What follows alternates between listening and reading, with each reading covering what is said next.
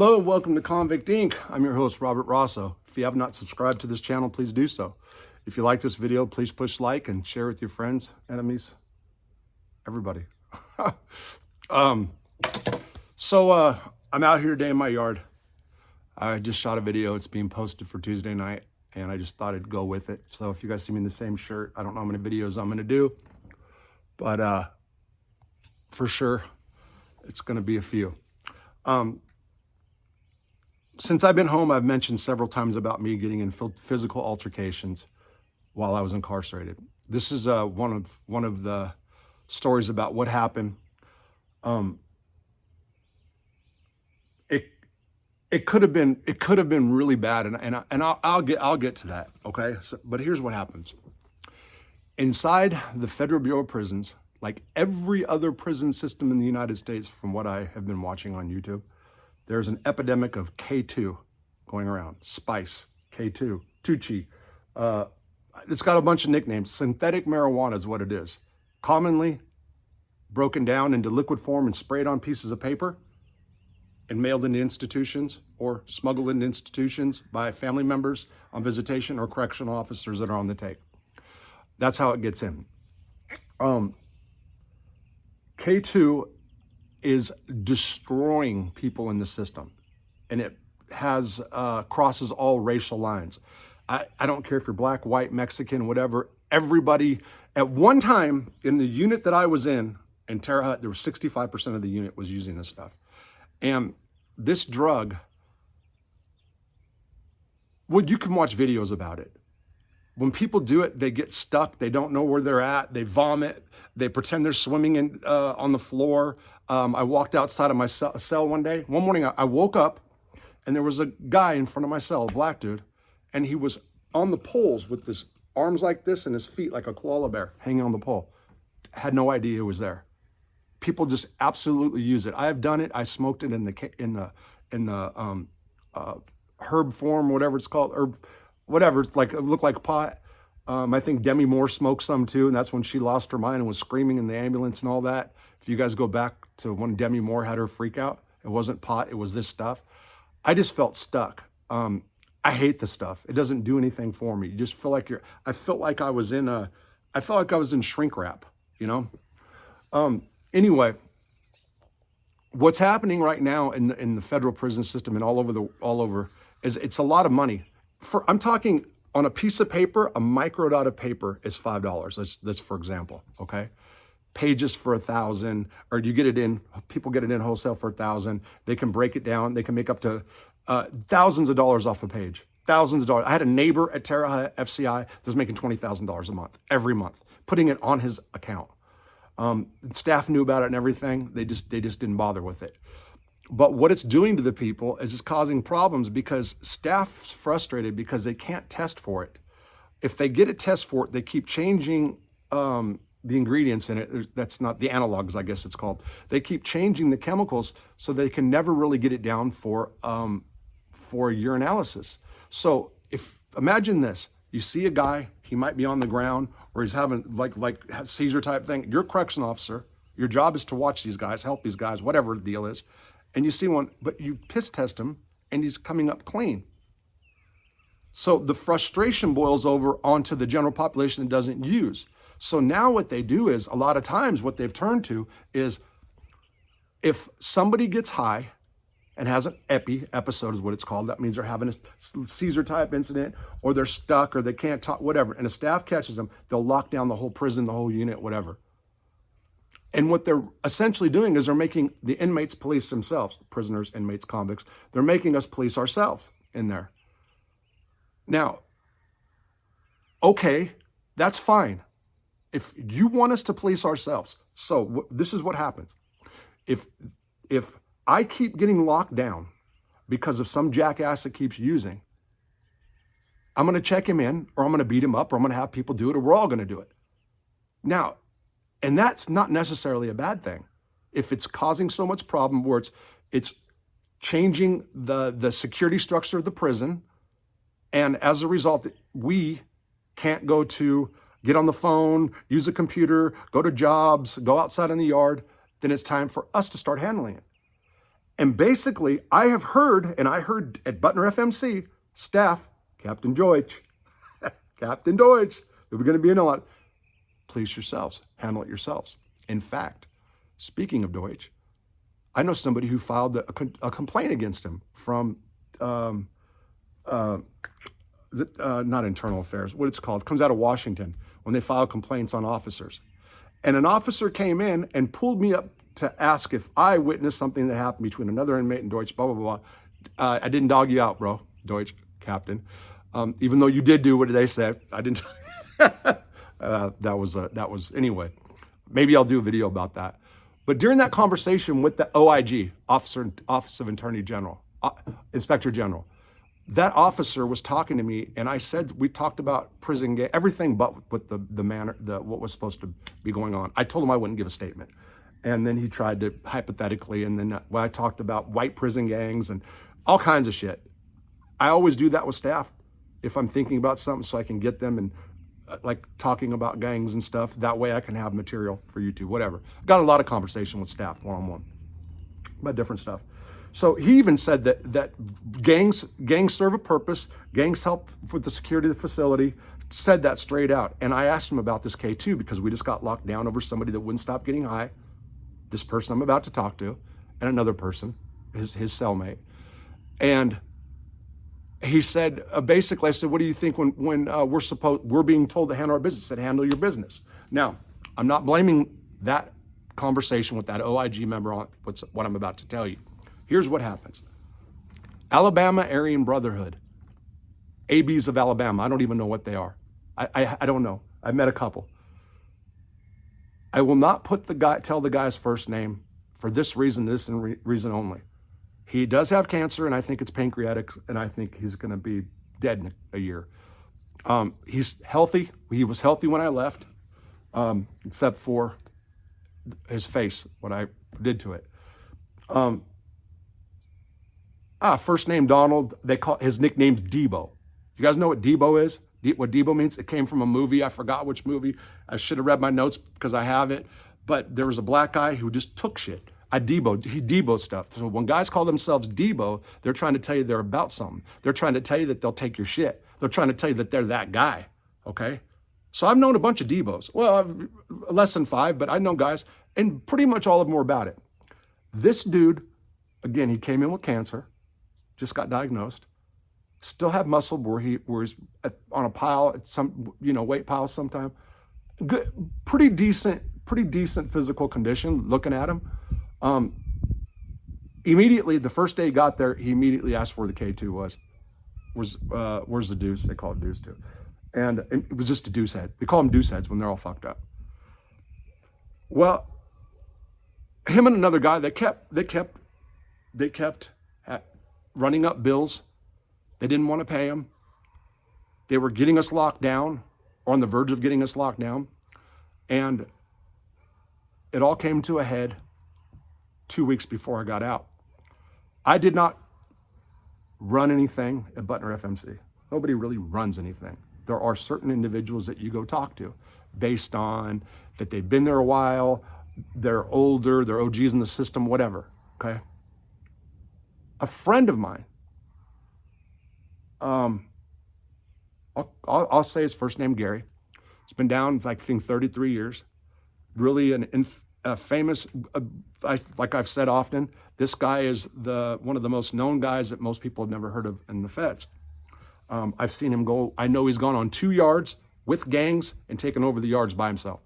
2 yards with gangs, that is Coleman 1, when I had brothers there, dirty white boys, who told me that, not including other people who told me. That was in 2000, I want to say in 7 to 11, maybe. Gary Settle. It's all right. I'm trying to think about what I'm going to say in this video because I don't want to hurt him on stuff. Very influential. Got a really good head on his shoulders. Really smart, high IQ guy. Gangs would go to him for advice. He shut down 2 yards. Wouldn't let guys work Unicor for security reasons or something like that. But that's a whole different issue. Gary's the guy to go to there. And let me stop. Gary doesn't try to be a shot caller, doesn't try to run anything in Butner FMC. He just wants to do his time there and be left alone. People go to him constantly because he is a problem solver, okay? So please, staff, please understand, don't transfer him. Me and Gary had this talk because he knew I was going to do this. So I'm saying, don't think he's trying to be that guy. He is not. He is not. Matter of fact, when I showed up, he was glad. He was like, here, deal with this. People come crying to me all the time. I'm like, dude, I'm passing through, Gary, you know? Anyway, Debo, first name Donald, member of the Aryan Brotherhood of Alabama. And you guys that are AB members at Alabama, I don't know nothing about you guys. I'm going to research you. I fucked your brother up. Yes, what I'm about to say. Don't take that anything to do with the gang. And I think you guys would have done it too. But and he also lived with the cop. So let me put that out there. Debo owed a bunch of bills. People were complaining. It was in the morning, and in that morning, him and a celly, who's also a deucehead, sidetrack, who got into a fight, and sidetrack popped him. They immediately went to the nurse's station and said that he fell in the shower, which are like, yeah, right. So he had a bump on his face. He had a little eye turning color, okay? Now, I don't know what they got into it about. It was over dope, I know that. It came to my friend's attention that this guy, Debo, was sending money out via the inmate system to somebody else, but then he stopped it. Now, let me explain to people that don't understand. We have something, I think they're called 199 forms, Form 24, I think back in the olden days we called them, where you can withdraw funds from your account and send it to parties on the street. So if I have $1,000 on my books and I want to let it go, I have to have the warden sign it if it's over $250. Anything under $250, I can just go to my counselor and I can submit this. I can go take money off my account, comes on a form, and I submit the form to the counselor and it comes off within about 2 weeks. Well, what guys do, and I've done this move before. I've done this before myself. It's bullshit. It's like, kind of like a dope fiend move, where I'm going to send you, okay, bro, I'm going to send you $400, and they come to the computer, they see your money, they take it off, and then when the money comes off your books, it sometimes look like it came off, not that you took it off. But if I want to take it off myself, if I submit the form, before the counselor takes it off clears it off my account, I can go push a button and delete it. And then this person, until they know what to look for, won't even know. They'll think that the money came off my books and then reuse the money. I did that to them. I have a video about it. It's called Burning Brian, I think. It goes way back. And I did do that. Yeah, I did. So automatically when I heard about it, because I've done it, I knew what happened. And I know that what happens is if you put the money, when the money clears off your books, it turns red on the inmate computer system. It's a red marking. If you take it off yourself, it's black, okay? So I've been hearing about this jackass Debo all day, okay? So it wasn't like I was in a bad mood that day. I will say that I just had my shot, my buprenorphine shot. And like I said the other night, it's not that you get high, you can get loaded, but the pain in my body left. I walk around half the time with, hold on, give me a couple minutes, give me about 5 minutes, I'm doing this. So I walk around half the time with a shoulder or a knee injury. Well, so what happened was I didn't have any pain, wasn't feeling it. And it came to my friend's attention that this guy was taking this money this certain way. So I said, dude, let's go look at the computer. I can tell you right now, if he did this or if it was taken off by the staff. So we go over there, and when we go try to find the guy so we can get on the computer and look, immediately what happens is he catches an attitude. When he caught an attitude, I immediately clicked on him. And he said something about, hold on a second, like he was kind of pushing my friend to the side. Now, my friend has cancer, is a very good fighter, older than me. I never went to go get into an altercation, nor did I think I was ever going to that day. It wasn't like that. So what goes on is this. This guy kind of tells my friend, yeah, I'll do it in a second, and burns off. And I didn't even like the way he did that. And my friend didn't either. So we followed him to Daniel Herschel's cell, who was a former cop out of Baltimore, who was his former cellie. They lived together for a couple months. And we walk in the cell, and I said, hey, dude, check this out. Get out. He said something about hold on a minute. I said, no, now. Now. Come here. Come here. So now this is where I get involved, because he at first, when I said something, hey, man, come here, I want to talk. He said something, and I said, no, you're coming now. That's what happened. And he came. So we went to the computer, and then he started making up all these crazy-ass excuses after I busted him out. And he wasn't talking to me. He was talking to my friend. And I'm like, dude, fuck this dude. This dude's lying. Hey, bro, this dude's lying, okay? So I go to get up, and my friend says, you know what? In the feds, you're not used to the feds. You're used to Alabama State Prison. In the feds, it's hands laid, debts paid. Meaning, you guys fight. Whoever wins, debts are paid. So my friend goes, hey, in the feds, it's hands laid, debts paid, because this guy was getting aggressive. And dude says, bet, let's go to your cell. Now, my friend has he has a chance to get out. He's got paperwork in. I don't want him to get in no trouble. I'm short. So when he said go to the cell, I followed behind him. When my friend goes to walk in his cell, Debo goes into my friend's cell first. Not supposed to do that. He goes into my friend's cell first. And my friend was behind it. When Debo turned, it looked like my friend was going to swing. It was an even who was going to swing first. I don't know what it was. I don't know why. Automatically, I torpedoed the dude. And when I torpedoed, I ran into him. I used my right shoulder because I can't use my left because it's hurt. I used it and popped, and I did like a butt, and he went against the bed. And when he went against the bed, I hit him, and he had the audacity to actually hit me back. And when he hit me back, I said, you fucking bitch, you actually just hit me? Those are my words, which he's supposed to. And for about 5 seconds, I thought I was hit because the dude was strong.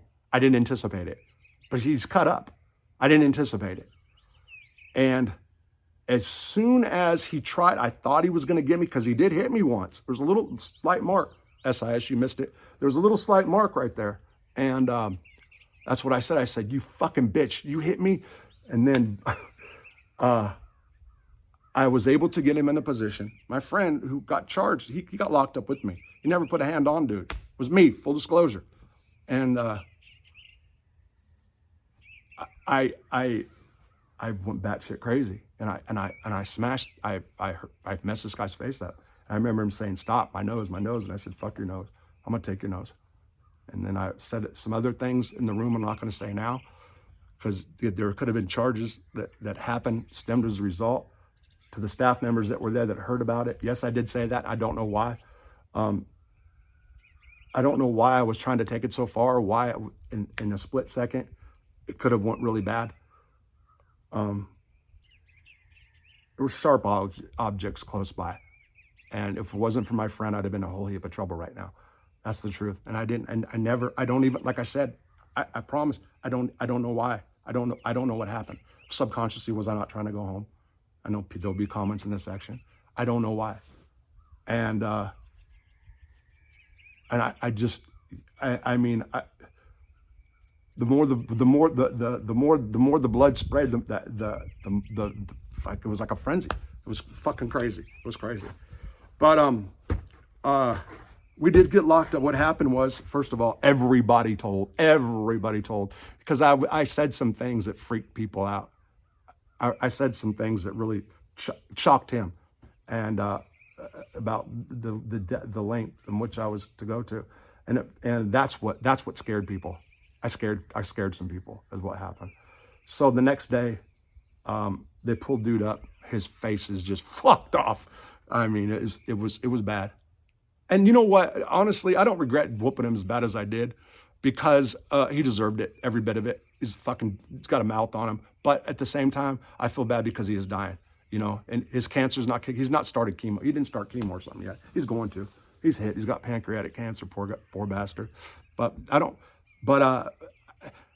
it fucked me up afterwards, because it was like that, and it was to the lengths of which I realized I can go to, which made me for 2 weeks just really dig inside myself, soul searching, just try to figure out what the fuck just happened.